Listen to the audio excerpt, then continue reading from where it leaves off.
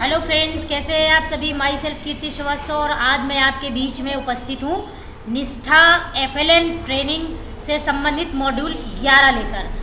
दोस्तों, जैसा कि हम सभी जानते हैं कि इस समय निष्ठा की ट्रेनिंग चल रही है, जिसमें 11वां और 12वां मॉड्यूल मार्च के महीने में हमें ट्रेनिंग करके कंप्लीट करना है और उसके बाद उसकी प्रश्नोत्तरी के जवाब भी देने हैं। और अगर आप 70% से कम प्रश्नों के सही उत्तर देते हैं तो आपको सर्टिफिकेट नहीं मिलता है, अर्थात आपकी ट्रेनिंग फेल्योर हो जाती है।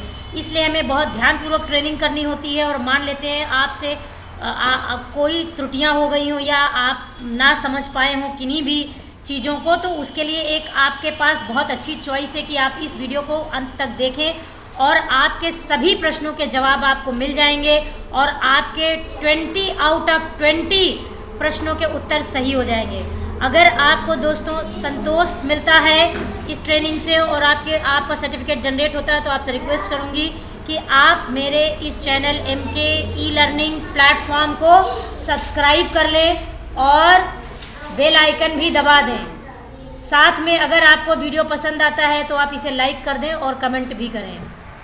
तो चलिए दोस्तों, देर न करते हुए शुरू करते हैं आज के वीडियो को। इसका पहला प्रश्न है, शिक्षण अधिगम में ICT एकीकरण का अर्थ है। इसमें आपके सामने ये चार आपको ऑप्शंस दिखाए जा रहे हैं, जिनके युग्म बनाए गए हैं और उन युग्मों में से आपको सही युग्म को उत्तर के रूप में बताना है। तो इसका उत्तर होगा दोस्तों 2, 3 और 4। चलिए अगले प्रश्न की तरफ बढ़ते हैं।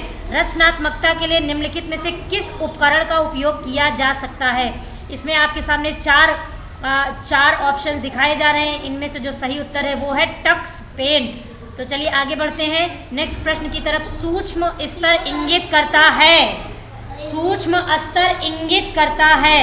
तो दोस्तों इसका सही जवाब होगा वास्तविक कक्षा का वह स्तर जहां शिक्षण अधिगम होता है। नेक्स्ट प्रश्न है, कक्षा के वातावरण में डैश से तात्पर्य शिक्षकों / प्रौद्योगिकी व्यक्तियों की उपलब्धता, ICT को संभालने में शिक्षक की योग्यता आदि से है।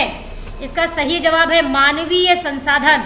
अगला प्रश्न है, ऑनलाइन पाठ्यक्रम प्रोत्साहित करता है। इसमें आपके सामने ऑप्शंस हैं 1, 2, 3, 4। उनमें से आपको सही उत्तर बताना है। तो जिसका सही उत्तर है 1, 2 और 4। 1, 2 और 4। अगला प्रश्न है, पूर्व प्राथमिक / प्राथमिक स्तर पर निष्पादित सामग्री को मोटे तौर पर ज्ञान के निम्नलिखित आयामों के अंतर्गत वर्गीकृत किया जा सकता है। इसमें आपका सही उत्तर है तथ्यात्मक, संकल्पनात्मक, प्रक्रियात्मक और मेटाकॉग्निशन। अगला प्रश्न है, प्राथमिक स्तर पर डैश का उपयोग शिक्षकों द्वारा भागीदारी को प्रोत्साहित करने और आनंददायक तरीके से अधिगम को बढ़ावा देने के लिए किया जा सकता है। इसका सही उत्तर है डिजिटल गेम। अगला प्रश्न है हमारा दोस्तों, डैश को विशेष आवश्यकता वाले बच्चों के माध्यम से अपनाया नहीं जा सकता। तो इसमें दोस्तों इसमें भी 4 आपको ऑप्शन दिखाए जा रहे हैं, जिसमें सही उत्तर है आपका मुद्रित सामग्री। मुद्रित सामग्री। अगला प्रश्न है आपका, डैश का अर्थ वर्ग, आकार, आयु के संदर्भ में विविधता, सांस्कृतिक संदर्भ, सामाजिक आर्थिक स्थिति, लिंग, सीमांतता, भौगोलिक स्थिति और प्रौद्योगिकी की उपलब्धता। डैश पहुँच है। इसका सही जवाब होगा आपका जनसांख्यिकीय। जनसांख्यिकीय। अगले प्रश्न की तरफ बढ़ते हैं। अगला प्रश्न है आपका, NEP नेशनल एजुकेशन पॉलिसी 2020 के केंद्रीय क्षेत्रों में से एक बुनियादी साक्षरता और संख्यात्मकता FLN है, जो हमेशा से डैश का केंद्र था। जो हमेशा से डैश का केंद्र था। इसका सही उत्तर है पूर्व प्राथमिक और प्राथमिक शिक्षा। हमारा अगला प्रश्न है, स्वयं का पूर्ण रूप है। स्वयं का पूर्ण रूप है। तो दोस्तों इसमें आपका सही उत्तर होगा study waves of active learning for young aspiring minds. Study waves of active learning for young inspiring minds. Next प्रश्न है आपका, किसी शब्द के रिकॉर्ड किए गए उच्चारण की सही उच्चारण से तुलना करने की गतिविधि अभ्यास कहाँ किया जा सकता है। इसका सही उत्तर है आपका भाषा प्रयोगशालाएं। भाषा प्रयोगशालाओं में आप इसका अभ्यास कर सकते हैं। अगला प्रश्न है आपका, निम्नलिखित में से किस सॉफ्टवेयर में बच्चा स्टैम्प ड्राइंग के माध्यम से अभिव्यक्त कर सकता है। तो दोस्तों इसका सही उत्तर है आपका टक्स पेंट। Tux paint. अगला प्रश्न है आपका, कक्षा के वातावरण में डैश से तात्पर्य शिक्षकों / प्रौद्योगिकी व्यक्तियों की उपलब्धता, ICT को संभालने में शिक्षक की योग्यता आदि से है। तो इसका सही जवाब होगा मानवीय संसाधन। अगला प्रश्न है आपका, शिक्षार्थी के आयाम जिन्हें आईसीटी का उपयोग करने के लिए समझने की आवश्यकता है वे क्या हैं? तो इसका सही जवाब होगा आपका जनसांख्यिकीय, संज्ञानात्मक, प्रभावशाली, सामाजिक, शारीरिक। अगला प्रश्न है आपको, निम्नलिखित में से किस मीडिया प्लेटफॉर्म का उपयोग प्रक्रियात्मक ज्ञान आयाम में वृद्धि के लिए नहीं किया जा सकता है? इसका सही जवाब है आपका टेक्स्ट अथवा पाठ, टेक्स्ट अथवा पाठ। नेक्स्ट आपका अगला प्रश्न है आपका, आईसीटी व्यक्तियों के से लेकर समुदायों तक सभी के लिए उनके आर्थिक और सामाजिक कल्याण में सुधार के अवसर प्रदान करता है और समाज में हाशिए पर स्थित लोगों को मुख्यधारा में लाना डैश का हिस्सा है। तो दोस्तों इसका उत्तर होगा सामुदायिक संबंधों में उन्नति, सामुदायिक संबंधों में उन्नति। नेक्स्ट प्रश्न है आपका, आईसीटी तकनीक उपकरणों एवं संसाधनों का एक सेट है जो डैश द्वारा परिभाषित डिजिटल जानकारी का निर्माण, भंडारण और संचारण करता है। इसका सही उत्तर होगा आपका यूनेस्को, यूनेस्को। अगला आपका प्रश्न है, प्राथमिक ऑब्लिक पूर्व प्राथमिक ऑब्लिक प्राथमिक स्तर पर निष्पादित सामग्री को मोटे तौर पर ज्ञान के निम्नलिखित आयामों के अंतर्गत वर्गीकृत किया जा सकता है। इसका सही उत्तर है तथ्यात्मक, संकल्पनात्मक, प्रक्रियात्मक, मेटाकॉग्निशन।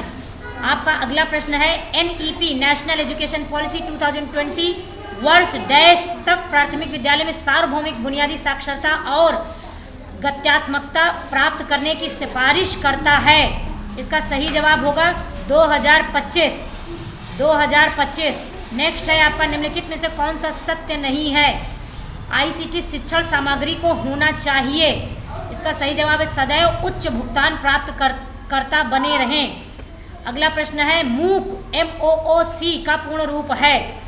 MOOC मूक का पूर्ण रूप है। इसका फुल फॉर्म है आपका massive open online course, massive open online course. Next प्रश्न है आपका, आईसीटी का अर्थ है? तो दोस्तों इसका सही जवाब है information and communication technology, information and communication technology. Next है आपका,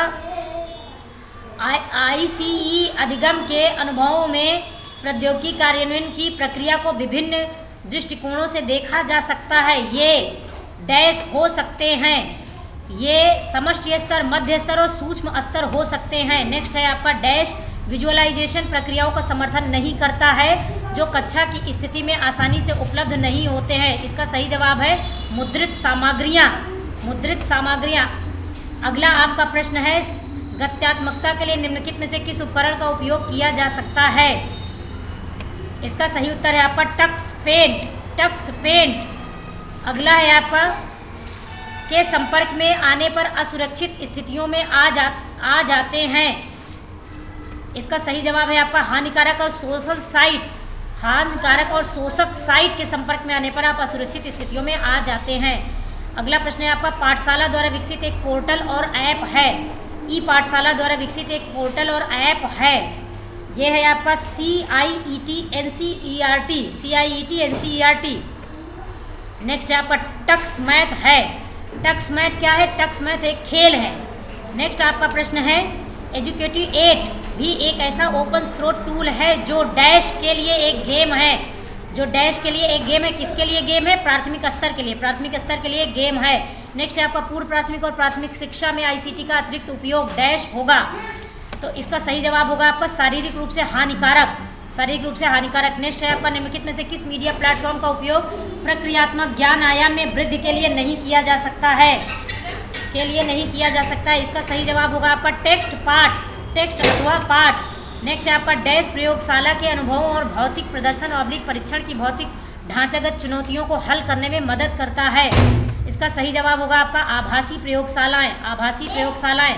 अगला प्रश्न है आपका, छात्रों को अधिगम गतिविधियों के लिए प्रेरित करना और प्रामाणिक, चुनौतीपूर्ण, बहुविषयक और बहुसंवेदी बनाना डैश का हिस्सा है। इसका सही जवाब होगा अधिगम की गुणवत्ता वृद्धि, अधिगम की गुणवत्ता वृद्धि। नेक्स्ट प्रश्न है आपका, आईसीटी का अर्थ डैश है। आईसीटी का अर्थ डैश है। इसका सही जवाब होगा information and communication technology, information and communication technology. इस प्रकार दोस्त